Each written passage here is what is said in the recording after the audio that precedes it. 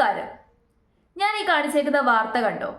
സഖാവ് എ വിജയരാഘവൻ ജനങ്ങൾക്ക് നൽകിയ മഹത്തായിട്ടുള്ള ഉപദേശമാണ്. നിങ്ങൾ കാർ എന്തിനാണ് ഉപയോഗിക്കുന്നത്, കാൽനടയായിട്ട് സഞ്ചരിച്ചാൽ പോരെ എന്നാണ് പുള്ളിക്കാരൻ ചോദിക്കുന്നത്.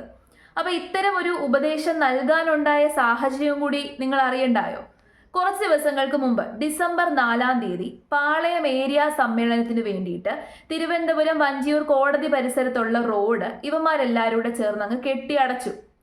അപ്പൊ 2 വരി ആയിരുന്ന റോഡ് അവസാനം ഈ സ്റ്റേജ് കെട്ടിയതോടുകൂടി 1 വരിയായി.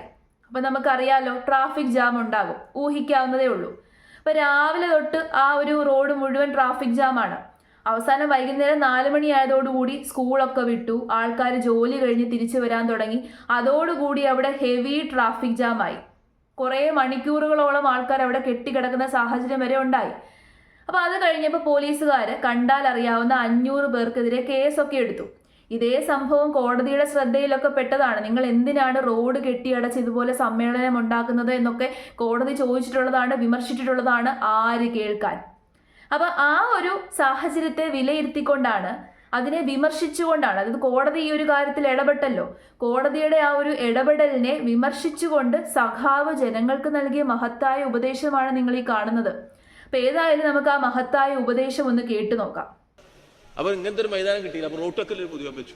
സഹിച്ചൂടാ, അയ്യോ റോട്ടൊക്കിൽ മാർക്സിസ്റ്റ് പൊതുയോഗം വെച്ചു. കാറ് പോവാത്ത റോട്ടിൽ സ്റ്റേജ് കെട്ടി കുടുങ്ങിയില്ലേ മനുഷ്യൻ.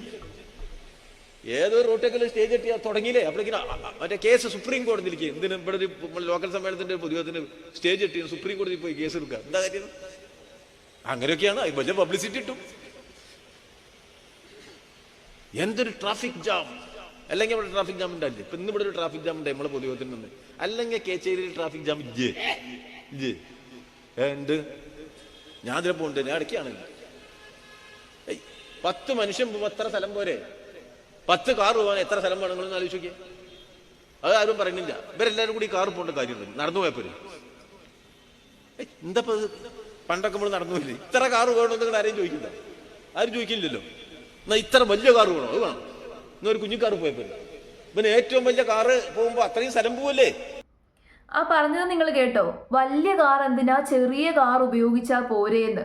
ഈ പറയുന്നവരുടെ വീട്ടിലൊക്കെ ഒന്ന് പോയി അന്വേഷിച്ചാൽ അറിയാം എത്ര കൂടിയ ഇനം കാറുകളാണ് അവരുടെ വീട്ടിൽ കിടക്കുന്നത്, അല്ലെങ്കിൽ അവരുടെ മക്കളുടെ കയ്യിലും മരുമക്കളുടെ കയ്യിലും ഒക്കെ ഇരിക്കുന്നത്. എത്രയും വലിപ്പമുള്ള കാറാണെന്ന് നമുക്ക് അവിടെയൊക്കെ പോയി അന്വേഷിച്ചു കഴിഞ്ഞാൽ കണ്ടെത്താൻ സാധിക്കും.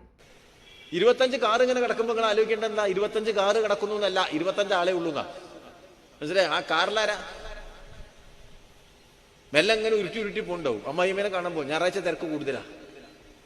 കാറൊക്കെ എടുത്തിന് അമ്മായിമ്മേന്റെ വീട്ടിലേക്ക് പോകുക. അങ്ങനെ വർത്തമാനം പറഞ്ഞു, ഇങ്ങനെ വർത്തമാനം പറഞ്ഞു, ശല്ലഭിച്ചു. അത്യാവശ്യത്തിന്റെ പോക്കയിൽ വളരെ കുറവായിരിക്കും. ഞാൻ അതിനെതിരൊന്നുമില്ല. കാറുള്ളോ കാറ് പോയിക്കോട്ടെ. അപ്പോ കാറുള്ളോൻ കാറ് പോകുന്നത് പോലെ തന്നെ പാവങ്ങൾക്ക് ഒരു ജാഥ നടത്താനുള്ള സ്വാതന്ത്ര്യം അനുഭവിച്ചു തരണമെന്ന് വളരെ വിനയപൂർവ്വം ഞാൻ അഭ്യർത്ഥിക്കുകയാണ്. പാവപ്പെട്ടവന് സമ്മേളനം നടത്താൻ നടു റോഡ് മാത്രമേ കിട്ടിയുള്ളൂ. പബ്ലിക് റോഡ്, ജനങ്ങൾക്ക് സഞ്ചരിക്കാൻ വേണ്ടിയിട്ട് അങ്ങോട്ടും ഇങ്ങോട്ടും വാഹനത്തിൽ പോകാൻ വേണ്ടിയിട്ട് ജനങ്ങൾ അടയ്ക്കുന്ന ടാക്സിൽ നിന്ന് പണിഞ്ഞിട്ടുള്ള റോഡ് മാത്രമേ ഇവന്മാർക്കൊക്കെ സമ്മേളനം നടത്താൻ വേണ്ടിയിട്ട് കിട്ടിയിട്ടുള്ളൂ. ബാക്കി എന്തുമാത്രം ഗ്രൗണ്ടുകൾ കിടപ്പുണ്ട്, ഗവൺമെന്റിന് തന്നെ എത്രത്തോളം പ്രോപ്പർട്ടീസ് കിടപ്പുണ്ട്, സ്റ്റേഡിയങ്ങൾ കിടപ്പുണ്ട്. ഇവിടെയൊക്കെ പോയി ഇവന്മാർക്ക് സ്റ്റേജ് കെട്ടി സമ്മേളനം നടത്തിയാൽ പോരെ? ഈ നടു റോഡിലേ അങ്ങോട്ട് സമ്മേളനം നടത്തത്തുള്ളൂ. റോഡെന്ന് പറയുന്നത് സഞ്ചരിക്കാൻ വേണ്ടിയിട്ടല്ലേ? ജനങ്ങളുടെ സഞ്ചാര സ്വാതന്ത്ര്യം തടഞ്ഞിട്ട് വേണം ഇവന്മാർക്ക് സമ്മേളനം നടത്താൻ വേണ്ടിയിട്ട്. അപ്പൊ ഏതായാലും സഖാവിന്റെ ഉപദേശം മഹത്തായിട്ടുള്ളൊരു ഉപദേശമാണ്. നമുക്ക് സംസ്ഥാന വ്യാപകമായിട്ട് ഒരു പദ്ധതി എന്ന നിലയ്ക്ക് നടപ്പിലാക്കാൻ പറ്റുന്ന ഒരു ഉപദേശമാണ് അദ്ദേഹം തന്നത്. നിങ്ങളൊന്ന് ആലോചിച്ച് നോക്കിക്കേ. കേരളത്തിലെ ജനങ്ങളൊക്കെ തന്നെ കാർ ഉപേക്ഷിച്ചിട്ട് കാൽനട യാത്രയായിട്ട് സഞ്ചരിക്കാൻ വേണ്ടിയിട്ട് തീരുമാനിച്ചു കഴിഞ്ഞാൽ എന്തുമാത്രം ബെനിഫിറ്റ് ഉണ്ട്. നമുക്ക് ഇവിടുത്തെ പൊല്യൂഷൻ ഇല്ലാതെയാക്കാം, നോയിസ് പൊല്യൂഷൻ ഇല്ലാതെയാക്കാം, അറ്റ്മോസ്ഫിയറിക് പൊല്യൂഷൻ ഇല്ലാതെയാക്കാം. കാറുകൾ നിരത്തിൽ ഓടാതാകുന്നതോട് കൂടിയിട്ട് ഇവിടെയുള്ള അറ്റ്മോസ്ഫിയറിക് പൊല്യൂഷൻ ഇല്ലാതെയാകും. നല്ല ക്ലിയർ ആയിട്ടുള്ള ക്ലീൻ ആയിട്ടുള്ള ഒരു അറ്റ്മോസ്ഫിയർ കിട്ടും. നമുക്ക് നല്ല ഓക്സിജൻ ശ്വസിച്ച് ജീവിക്കാം. നമ്മുടെ ഹെൽത്ത് ഇംപ്രൂവ് ആകും. അങ്ങനെ കേരളം മറ്റ് സംസ്ഥാനങ്ങളുടെ മുമ്പിൽ ഒരു മാതൃകയാവില്ലേ? അതുകൂടാതെ തന്നെ എല്ലാവരും കാൽനടയായിട്ട് സഞ്ചരിക്കുകയാണെന്നുണ്ടെങ്കിൽ തീർച്ചയായിട്ടും ജനങ്ങളുടെ ഹെൽത്ത് ഇംപ്രൂവ് ആകും. നല്ല ഫിറ്റ് ആയിട്ടുള്ളൊരു തലമുറയെ നമുക്ക് വാർത്തെടുക്കാൻ വേണ്ടി സാധിക്കും. ഈ കൊളസ്ട്രോൾ പോലെയുള്ള രോഗങ്ങളൊന്നും പിന്നെ നമുക്ക് ഉണ്ടാവത്തില്ല. അങ്ങനെ ഹോസ്പിറ്റലിലേക്ക് പോകുന്നത് കുറയ്ക്കാം. എന്തുമാത്രം ബെനിഫിറ്റാണ്. അപ്പം നല്ലൊരു മഹത്തായ ഉപദേശമായതോടുകൂടി തന്നെ നമുക്കതൊരു പദ്ധതിയായിട്ട് നടപ്പിലാക്കാം. അപ്പോൾ പദ്ധതി നടപ്പിലാക്കുന്നതിന് മുമ്പ് ഉദ്ഘാടനം ചെയ്യണമല്ലോ. ഈ പദ്ധതി ഉപദേശിച്ചു തന്നതുകൊണ്ട് തന്നെ ഇദ്ദേഹത്തെ തന്നെ ഉദ്ഘാടന കർമ്മം നിർവഹിക്കാൻ വേണ്ടി നമുക്കങ്ങ് ചുമതലപ്പെടുത്താം. അപ്പം കാൽനട യാത്രയെ പ്രോത്സാഹിപ്പിക്കുന്ന ഒരു പദ്ധതി ആയതുകൊണ്ട് തന്നെ കാൽനടയായിട്ട് ഉദ്ഘാടനം ചെയ്ത് കാണിക്കണം.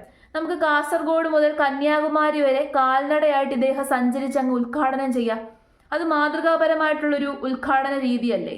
ഇനി അത് കഴിഞ്ഞിട്ട് പദ്ധതിയുടെ 1ാം ഘട്ടമായിട്ട് നമ്മുടെ ഇവിടുത്തെ മന്ത്രിമാരുണ്ടല്ലോ, തലപ്പത്തിരിക്കുന്ന മന്ത്രിമാരുടെയും MLA മാരുടെയും മറ്റ് സഹാക്കളുടെയും ഒക്കെ തന്നെ ഒഫീഷ്യലായിട്ട് കൊടുക്കുന്ന വാഹനങ്ങളൊക്കെ ഉണ്ടല്ലോ, ആ വാഹനങ്ങൾ അങ്ങ് ക്യാൻസൽ ചെയ്യാം. എന്നിട്ട് ആ വാഹനങ്ങളെല്ലാം അങ്ങ് തൂക്കി വിട്ടിട്ട് അതിൻ്റെ പൈസ നമുക്ക് ഖജനാവിലോട്ട് ഇടാം. പിന്നെ പദ്ധതിയുടെ 2ാം ഘട്ടമായിട്ട് ഈ മന്ത്രിമാരുടെ MLA മാരുടെ സഹാക്കന്മാരുടെ നേതാക്കന്മാരുടെ ഒക്കെ വീട്ടിൽ കുടുംബസ്വത്തിൽ നിന്ന് വാങ്ങിച്ചിട്ടുള്ള പ്രൈവറ്റ് ആയിട്ടുള്ള വാഹനങ്ങളുണ്ടല്ലോ, അവരുടെ സ്വന്തം വാഹനങ്ങൾ അവരുടെ പേരിൽ രജിസ്റ്റർ ചെയ്തിട്ടുള്ളത്, ആ വാഹനങ്ങൾ നമുക്കങ്ങ് തൂക്കി വെക്കാം. ആ പൈസയെ നമുക്ക് ഖജനാവിലേക്ക് നിക്ഷേപിക്കാം. അപ്പോൾ ഖജനാവിൽ കുറച്ച് പൈസയും ആകും. അങ്ങനെ 2ാം ഘട്ടം പൂർത്തിയാകുന്നതോടുകൂടി നമുക്ക് ജനങ്ങളിലേക്ക് ഈ പദ്ധതി അങ്ങ് വ്യാപിപ്പിക്കാം. എന്തായാലും നേതാക്കന്മാർ ഈ പദ്ധതി ചെയ്തിട്ട് മാതൃകയായല്ലോ. ഒരു പദ്ധതി നടപ്പിലാക്കുമ്പോൾ ആദ്യം ഇത് ചെയ്ത് കാണിക്കേണ്ടത് നേതാക്കന്മാരാണ്. എങ്കിൽ മാത്രമേ ജനങ്ങളും ആ ഒരു പാത പിന്തുടരത്തുള്ളൂ. അപ്പം നേതാക്കന്മാർ കാറെല്ലാം ഉപേക്ഷിച്ചതോടു കൂടിയിട്ട് ജനങ്ങളും പയ്യെ പയ്യെ കാറുകൾ ഉപേക്ഷിച്ചു തുടങ്ങും. എന്താ, നമുക്ക് അങ്ങനെ അങ്ങ് മുന്നോട്ട് പോകാം. ഉപദേശം കൊള്ളാം, ഉപദേശിക്കാൻ എളുപ്പമാണ്. ഈ പറഞ്ഞ സഖാവ് അങ്ങോട്ടും ഇങ്ങോട്ടും കാറിലാണല്ലോ സഞ്ചരിക്കുന്നത്. എന്നാലും അവർ ചെയ്ത പ്രവൃത്തിയെ ന്യായീകരിക്കുന്നത് നിങ്ങളൊന്ന് നോക്കിക്കേ. എത്ര മോശമായിട്ടുള്ള പ്രവൃത്തി ചെയ്തിട്ടും ഇത്രയും വൃത്തികേടുകൾ കാണിച്ചിട്ടും തരംതാണ പ്രവൃത്തി ചെയ്തിട്ടും അതിനെ ന്യായീകരിക്കാൻ കാണിക്കുന്ന ഈ മനസ്സിന് സല്യൂട്ട് കൊടുക്കണം. ഇപ്പോൾ മനസ്സിലായല്ലോ കേരളത്തിൻ്റെ യഥാർത്ഥ ശാപം ആരൊക്കെയാണെന്നുള്ളത്.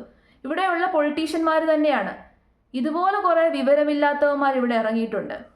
നടു റോഡിൽ സ്റ്റേജ് കെട്ടി സമ്മേളനം നടത്തുകയാണ്. ഇത് ഒരു പാർട്ടിക്കാർ മാത്രമല്ല, കേരളത്തിലുള്ള മിക്ക പൊളിറ്റിക്കൽ പാർട്ടിയുടെ സ്ഥിരം പരിപാടി ഇതാണ്. നടു റോഡിലെ അവന്മാർക്ക് സമ്മേളനം നടത്താൻ വേണ്ടി പറ്റുന്നുള്ളൂ.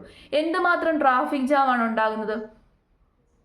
തിരുവനന്തപുരത്ത് നടന്നത് തന്നെ നമുക്ക് എടുത്തു നോക്കാം. ഹോസ്പിറ്റലിൽ നിന്നൊക്കെ മടങ്ങി വരുന്നവരുണ്ട്, ഹോസ്പിറ്റലിലേക്ക് പോകുന്നവരുണ്ട്, സ്കൂൾ വിട്ട് വരുന്ന കുഞ്ഞുങ്ങളുണ്ട്. എല്ലാവരും അവിടെ കിടക്കുകയാണ് നടു റോഡിൽ. അപ്പോഴാണ് ഇവന്മാർ വലിയ സ്റ്റേജ് കെട്ടി വെച്ചേക്കുന്നത്.